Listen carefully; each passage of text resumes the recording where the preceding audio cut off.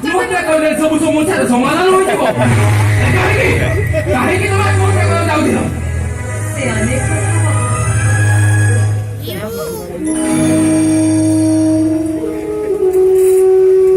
ନିଜ ମନ ଛାତ ଯେତେବେଳେ ଜଣେ ମନ ନ କରି ଅଲଗା ହେଇଯାଏ ସେଠି ସେଠି ବଞ୍ଚିବାର ମାନେ କିଛି ନଥାଏ। ହେଲେ ଆପଣ ମତେ ମରଣ ପରେ ବଞ୍ଚେଇ ନେଇ ଆସୁଥିଲେ କଣ ପାଇଁ? ମୋର ବି ଠିକ ସେଇ ପରିସ୍ଥିତି। ମୁଁ ଅଲିଭା ବୋଲି ଗୋଟେ ଝିଅକୁ ଭଲ ପାଉଥିଲି। ହେଲେ ହେଲେ ସେଇ ନାରୀର ଲୋକମାନେ ମୋ ଅଲିଭାକୁ ମାରିଦେଲେ। ମୁଁ ମୋ ପୁରୁଣା ସ୍ମୃତିକୁ ଭୁଲି ପାରୁନି। ଘରେ ଘରେ ବାପାଙ୍କର ଦେହ ଖରାପ। ତାଙ୍କର ଗୋଟିଏ ଝିଅ ମୁଁ ବିବାହ କରିବି। ତୁମେ ତୁମେ ମୋର ଗୋଟେ ଅନୁରୋଧ ରଖିବ। ଯଦି ମୋ ଦ୍ୱାରା ସମ୍ଭବ ହୁଏ ତାହେଲେ ମୁଁ ନିଶ୍ଚୟ କରିବି। ତୁମେ ମିଛ ଶଙ୍ଖା ସିନ୍ଦୁର ପିନ୍ଧି ମୋ ପାଇଁ ମିଛ ବହୁର ବିରୋଧ କରିପାରିବ?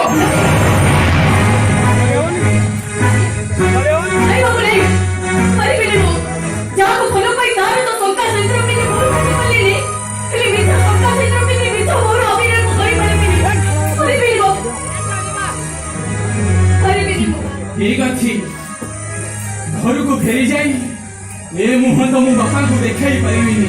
କାହିଁକି ନା ବାପା ତାଙ୍କ ଧୀରେ ଅଟଳ। ତେଣୁ ତେଣୁ ଆତ୍ମହତ୍ୟା ମୋ ପାଇଁ ଗୋଟିଏ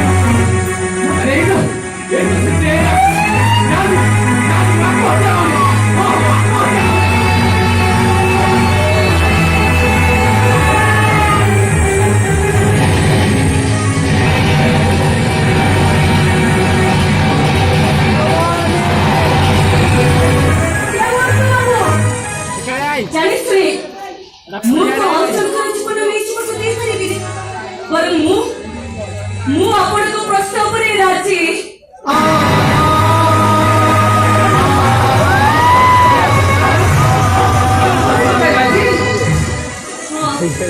ମୁଁ ଆପଣଙ୍କ ପ୍ରଶ୍ନ ଉପରେ ରାଜି। ତେବେ ଆସ ଯିବା ପୂର୍ବରୁ ଏଇ ଶଙ୍ଖା ସିନ୍ଦୁର ପିନ୍ଧି